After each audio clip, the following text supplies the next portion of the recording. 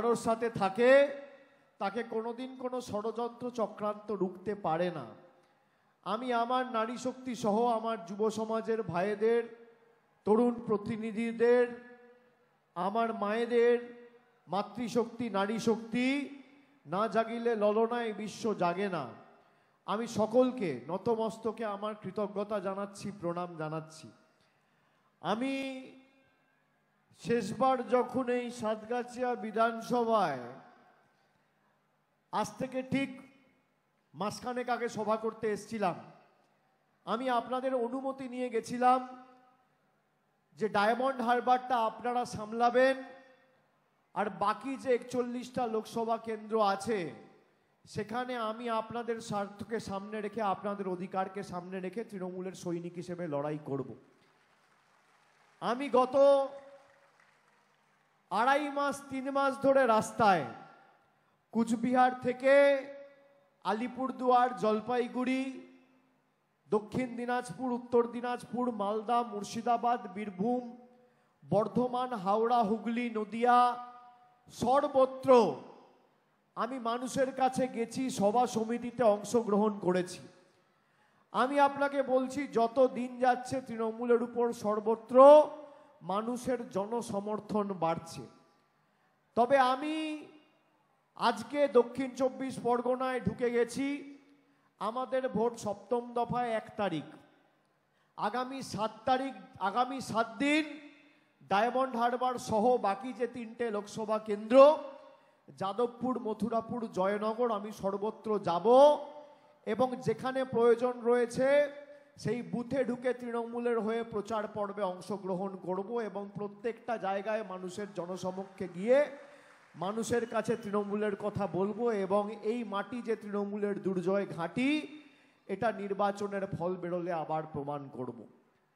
আমি ডায়মন্ড হারবারে সারা বছর দুর্গাপুজো হোক, কালী পুজো হোক, যে কোনো উৎসব, ঈদ হোক, বড়দিন হোক, আমাদের সামর্থ্য অনুযায়ী আমরা প্রত্যেকটা উৎসব হোক সারা বছর 12 মাস 365 দিন মানুষের পাশে দাঁড়াই। ডায়মন্ড হারবারে আমি প্রথম 2014 সালে দল আমাকে পাঠিয়েছিল মমতা বন্দ্যোপাধ্যায়। আমি জানতাম না আমায় কোথায় প্রার্থী করবে। হঠাৎ করে বলল, ডায়মন্ড হারবারের যিনি সাংসদ ছিলেন তিনি হঠাৎ করে তৃণমূল ছেড়ে কংগ্রেসে চলে গেছিলেন, প্রয়াত সোমেন মিত্র। আমাকে বলা হলো যে ডায়মন্ড হারবারে তো কেউ নেই। নেত্রী বলল যে তুমি গিয়ে দাঁড়াও।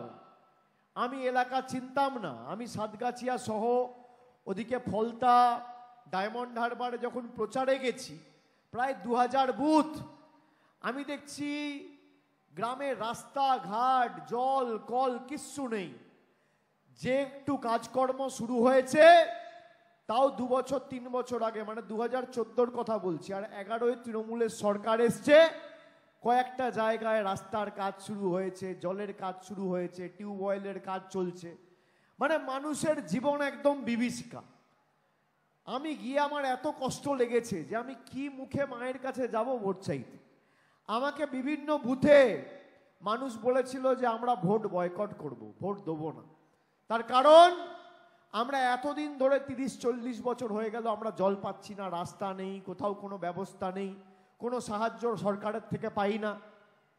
আমি বললাম, সরকারে তো পরিবর্তন সবে 11 সালে হয়েছে, 34 বছর সিপিএম ক্ষমতায় ছিল। এই ডায়মন্ড হারবারে কোনো জায়গায় একটা গ্রামীণ রাস্তা, কল, একটা সাবমার্সিবল টিউবওয়েল বা একটা গ্রামে খুঁটি পুঁতে 10 ওয়াটের বাল্ব লাগায়নি। আমি কথা দিয়েছিলাম যে আমার সীমাবদ্ধ ক্ষমতা এখতিয়ার অনুযায়ী কাজ করব। আজকে ডায়মন্ড হারবারে এই সাতগাছিয়া বিধানসভায় গত 10 বছরে খালি খুব কম করে হলে 300 কোটি টাকার রাস্তার কাজ করেছি। আপনারা জানলে খুশি হবেন যে এই ডায়মন্ড হারবারে বিষ্ণুপুর 2, যে 11টা অঞ্চল নিয়ে আজকে আমাদের এই সভা, ফলতা, মথুরাপুর ভারতবর্ষের সবথেকে বড় জলের প্রকল্প। সেখানে বিষ্ণুপুর 2 নম্বর ব্লক ছিল না। পরবর্তীকালে অগমেন্টেশন প্রজেক্ট করিয়ে প্রায় 565 কোটি টাকা খরচা করে জলের প্রকল্পের কাজ চলছে। গত বছর আমি শিলান্যাস করে গেছি, আগামী 2 বছরের মধ্যে ব্যবস্থা করব।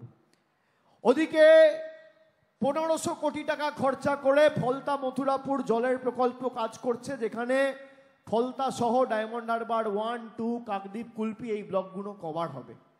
আপনি দেখুন এখান থেকে আমতলা কত দূর, আপনারা তো যাতায়াতের পথে দেখেন যে আমতলায় নতুন বাস টার্মিনাস থেকে শুরু করে প্রায় 30 কোটি টাকা খরচা করে নতুন অডিটোরিয়াম করেছি আমরা, কথা দিয়ে কথা রেখেছি।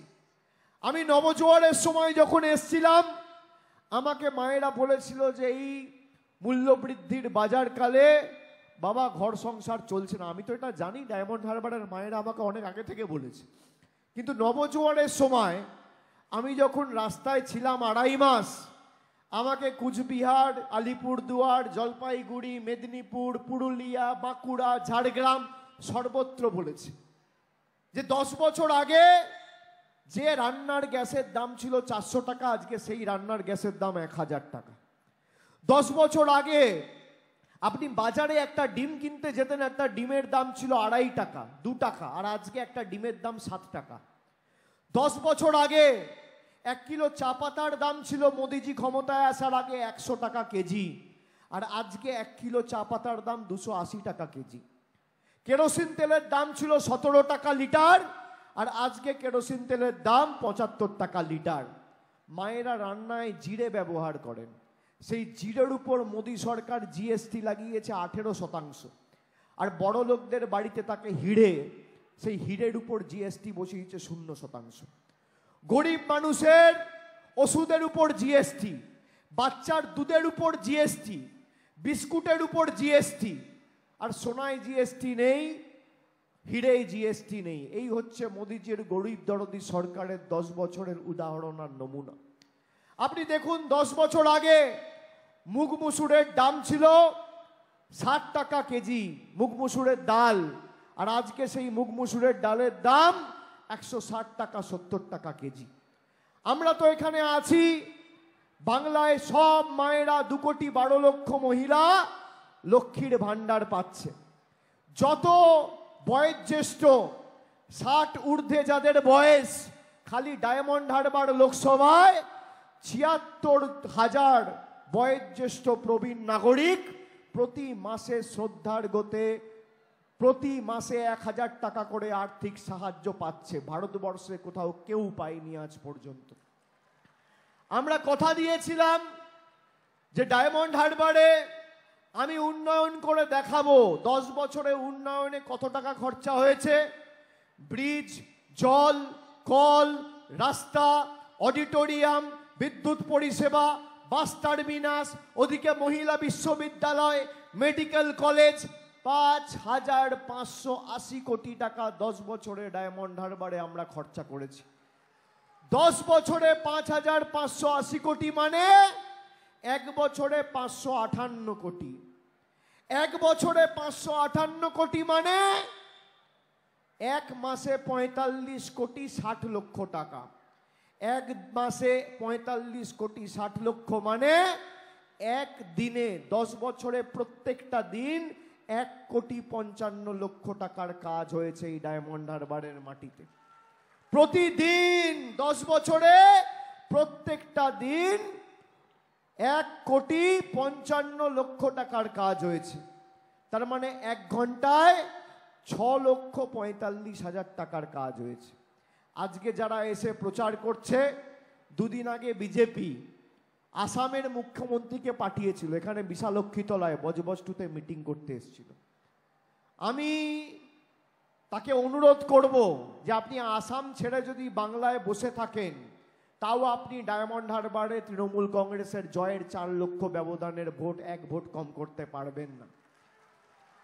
আপনি 2019 সালে আপনি এসছিলেন, 3 মাস এই ডায়মন্ড হারবারে বসেছিলেন, তাও মানুষ 3,20,000 ভোটের ব্যবধানে আমাকে জিতিয়েছিল।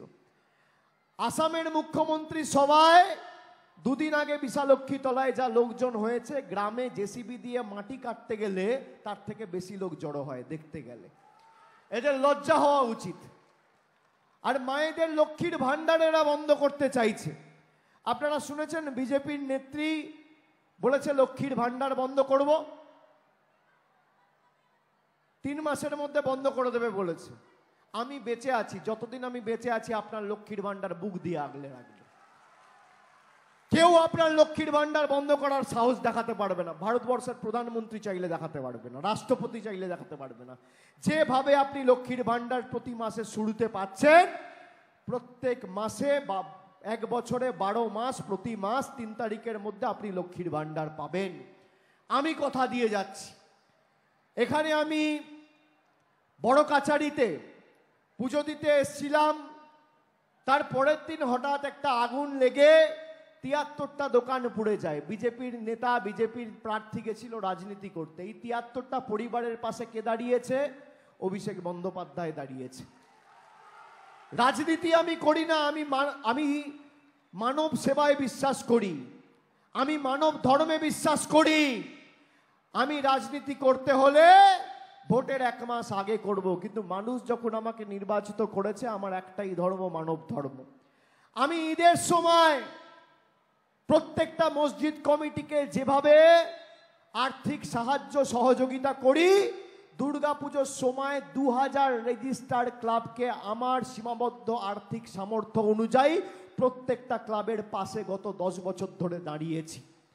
আমি প্রত্যেকটা বড়দিনের কমিটিগুলোর পাশে, খ্রিস্টান ভাইদের পাশে 10 বছর দাঁড়িয়েছি। আমরা বৈচিত্র্যের মধ্যে একতার মূল মন্ত্রে বিশ্বাস করি। নানা ভাষা, নানা মত, নানা পরিধান, বিবিধের মাঝে দেখো মিলন মহান। আমি আপনাদের বলবো মায়েরা, এই সাতগাছিয়া থেকে এবার ব্যবধানটা 50,000-এর বেশি করতে হবে। বিষ্ণুপুর 2 নম্বর ব্লক আর বজবজ 2 নম্বর ব্লক মিলিয়ে 50,000-এর বেশি ব্যবধান এই 18টা অঞ্চল মিলিয়ে সাতগাছিয়া বিধানসভায় আমাদের করতে হবে।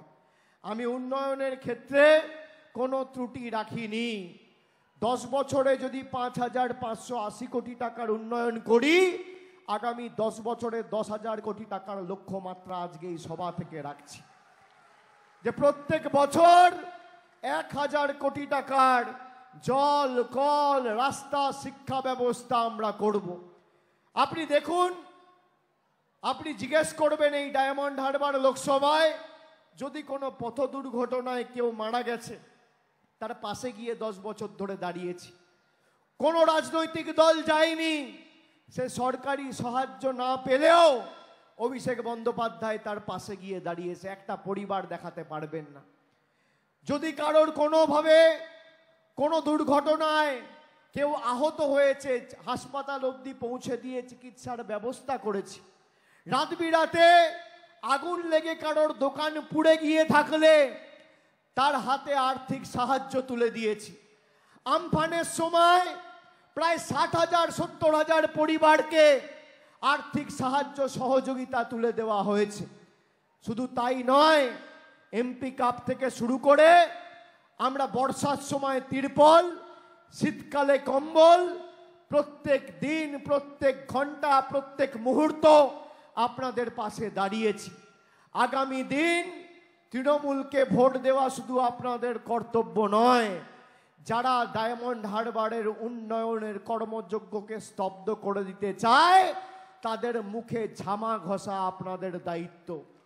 2019 সালে যেভাবে আপনারা আমার 70,000-এর ব্যবধানকে বাড়িয়ে 3,20,000 করেছিলেন, আপনারা তো আমার পরিবারের সদস্য।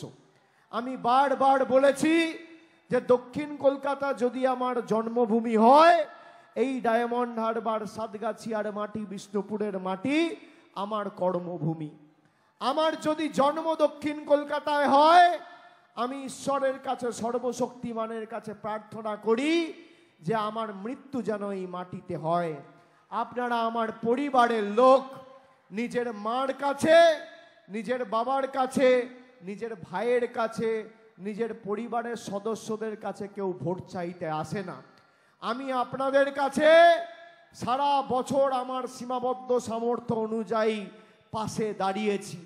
এবার খালি অনুরোধ করব যে 7টা বিধানসভার মধ্যে 1, 2, 3-এ যাতে সাতগাছিয়া থাকে, সেটা আপনারা সুনিশ্চিত করবেন।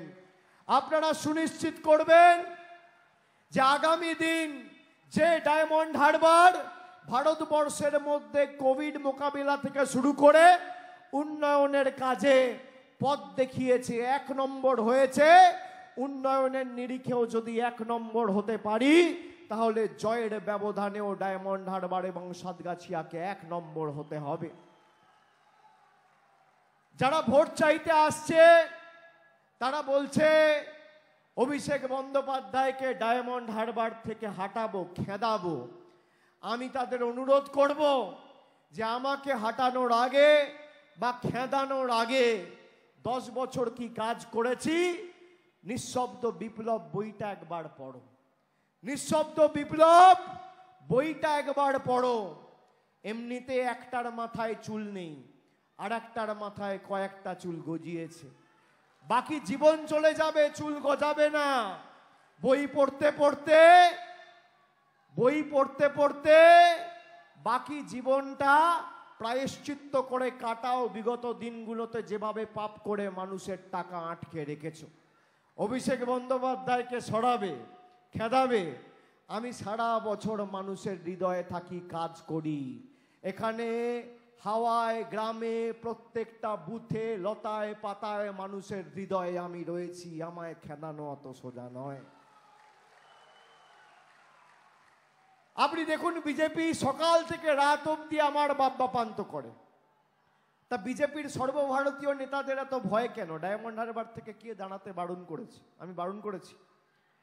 প্রার্থী খুঁজে বার করতে 1 মাস লেগেছে। 1 মাস। 16ই মার্চ নির্বাচন ঘোষণা হয়েছে, আর ডায়মন্ড হারবারে বিজেপি প্রার্থী ঘোষণা করেছে 16ই এপ্রিল। 1 মাস যাদের লাগে একটা প্রার্থী বাঁচতে, তাদের 2000 বুথে এজেন্ট বাঁচতে কতদিন লাগবে? কতদিন লাগবে? এই সাতগাছিয়ায় প্রায় 300 বুথ রয়েছে। 300 বুথে এজেন্ট খুঁজতে গেলে তো 300টা লোক লাগবে। আমাকে কিছুদিন আগে ডায়মন্ড হারবার থেকে 3 জন মেসেজ করেছে, বলছে দাদা বিজেপি এজেন্ট খুঁজে পাচ্ছে না, 10,000 টাকা করে দিচ্ছে এজেন্ট হয়ে বসার জন্য। আমি বললাম খুব ভালো, টাকাটা নিয়ে নে। এ তো মানুষের টাকা, এ তো মানুষের টাকা। সারা বছর ওদেরকে চোখে দেখতে পাবেন না। কোনো বিজেপির নেতাকে দেখেছেন আপনার পাশে গত 10 বছরে একদিনের জন্য এসে দাঁড়িয়েছে? আপনি একটা দৃষ্টান্ত দেখান। আমি আপনাদের কাছে তৃণমূলের হয়ে ভোট চাইতে যাব না। একটা 10 বছরে কেউ যদি দেখাতে পারে, একটা কেউ যদি দেখাতে পারে। আমরা দাঁড়িয়েছি। তৃণমূল কংগ্রেসকে আপনার সুখে আনন্দে আপনি পাবেন না, আপনার দুঃখে আর বিপদে একমাত্র তৃণমূল কংগ্রেস ছিল, আছে, থাকবে। আপনার যখনই সমস্যা হয়েছে প্রথম আমরা পৌঁছে গেছি। তারা এখন হঠাৎ করে এসে টাকা দিয়ে এজেন্ট বসাতে চাইছে। আমি বলেছি ভালো কথা, যাদেরকে টাকা দিতে আসবে টাকাটা নিয়ে নেবেন। এটা তো আমাদের টাকা, গরিব মানুষের টাকা। আমরা তো দিল্লিতে আন্দোলন করেছি এই টাকা নিয়ে আসার জন্য, টাকা দেয়নি। এখন সারা বছর যাদের মুখ দেখতে পাওয়া যায় না, নির্বাচনের সময় এসে মানুষের কাছে টাকা দিয়ে তাদের ভোট কিনতে চাইছে। আমি আপনাদের বলবো মায়েরা, ভাইয়েরা, শোনো, এই শোন সব ভালো করে। যদি টাকা দিতে আসে বুথে বসার জন্য, টাকা সবাই নিয়ে নেবে, টাকা নিয়ে নেবে। এটা মানুষের টাকা, এটা মানুষের টাকা। আর আমি তো সারা বছর রয়েছি, চেনা বামুনের পইতে লাগে না, চেনা বামুনের পইতে লাগে না। আমি আপনাদের বলবো বিজেপির থেকে টাকা নেবে, দরকার হলে বুথ এজেন্ট হয়ে বসবে, আর নিজের বুথে গিয়ে জোড়া ফুলে ভোট দেবে, আর মানুষকেও অঙ্গীকারবদ্ধ করবে যাতে জোড়া ফুলে ভোট দেয়। আপনি দেখুন সব নির্বাচনে হেরেছে। 2014 আমি এসছি, তারপর 9 সালে প্রথমবার ডায়মন্ড হারবার জিতেছিল। তারপরে এমনকি সাতগাছিয়ার বিধানসভার সদস্যা সোনালী গুহকে ভাঙিয়ে নিয়ে গেছিল। ভেবেছে কয়েকটা নেতা, ওদিকে দীপক হালদারকে ভাঙিয়ে নিয়ে গেছিল, ভেবেছে নেতা কিনবো আর মানুষের ভোট চলে আসবে। আরে মানুষ তো মমতা বন্দ্যোপাধ্যায়ের সাথে, আপনি কোত্থেকে মানুষের ভোট নেবেন? 14 সালে হারিয়েছি, 16 সালে হারিয়েছি, 19-এ গোহারা করেছি, 21-এ লেজে গোবরে করেছি, আর 24-এ 4 লক্ষ ভোটে হারাবো, কথা দিয়ে যাচ্ছি। 4 লক্ষ ভোটে হারাবো। মায়েরা, আপনাদের কষ্ট হলেও, গরম পড়লেও, আমি জানি মহিলাদের সংসারে অনেক কাজ করতে হয়। আপনাদের রান্নার চিন্তা করার দরকার নেই, সেটা আমি করে দেবো। আগে ভোটটা দিয়ে আসবেন, ভোটটা দিয়ে আসবেন।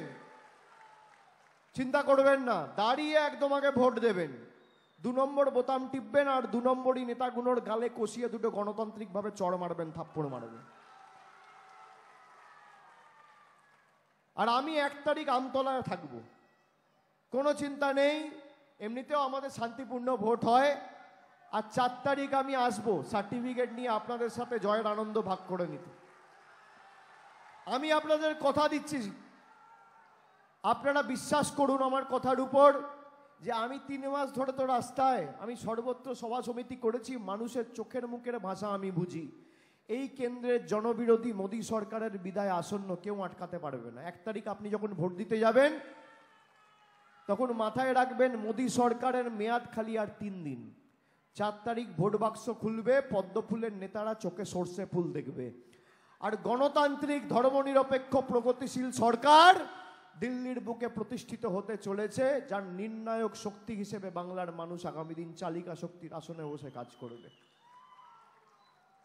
এরা এত চেষ্টা করেছিল, আপনি দেখুন সন্দেশখালি করে মায়েদের অপমান করেছে। আজকে বিজেপির নেতা গঙ্গাধর কয়াল তিনি বলছে সন্দেশখালিতে কোনো ধর্ষণ হয়নি, আমরা টাকা দিয়ে মিথ্যে ধর্ষণের অভিযোগপত্র থানায় জমা করিয়েছি। মায়েরা, আপনার সম্মান যারা 2000 টাকার বিনিময়ে দিল্লির নেতাদের কথায় বিক্রি করেছে, তাদেরকে উচিত শিক্ষা দেবেন না আগামী 1 তারিখ? যারা আপনাদের লক্ষ্মীর ভান্ডার বন্ধ করতে চেয়েছে, তাদেরকে দেবেন না? যারা আমাদের 100 দিনের প্রাপ্য অধিকারের টাকা বন্ধ করে রেখেছে গায়ের জোরে 3 বছর ধরে, তাদেরকে উচিত শিক্ষা দেবেন না? দেবেন কি দেবেন না? আপনি ভাবতে পারেন একটা রাজনৈতিক দল এতটা নিকৃষ্ট, নির্লজ্জ, এতটা নিচে নামতে পারে যে কয়েকটা ভোটের জন্য মহিলাদের সম্ভ্রম, ইজ্জত, সম্মান, মর্যাদা 2000 টাকার বিনিময়। আর গরিব মানুষ তো, মহিলাদের বলেছে একটা সাদা কাগজ দিয়েছে, সাদা কাগজ দিয়ে বলেছে এরকম সাদা কাগজ দিয়ে বলেছে নিচে সই করে দাও, তাহলে 100 দিনের টাকা পাবে। এবার সাধারণ বাড়ির মা বৌদিরা কি সাদা মনে কাদা নেই, সই করে দিয়েছে। এবার সেই সইটার দুর্ব্যবহার করে সেটাকে ধর্ষণের অভিযোগপত্র, ভুয়ো ধর্ষণের অভিযোগপত্র হিসেবে থানায় জমা দিয়েছে বিজেপির নেতা। এদের ছাড়া উচিত, আপনি বলুন। বিজেপির গঙ্গাধর কয়াল সন্দেশখালি 2 নম্বর ব্লকের মণ্ডলের সভাপতি বলছে ভোটের দিন বিজেপির মদের খরচ এক একটা বুথে 5000 টাকা। আপনি ভাবতে পারছেন ডায়মন্ড হারবারে কত বুথ আছে? 2000 বুথ।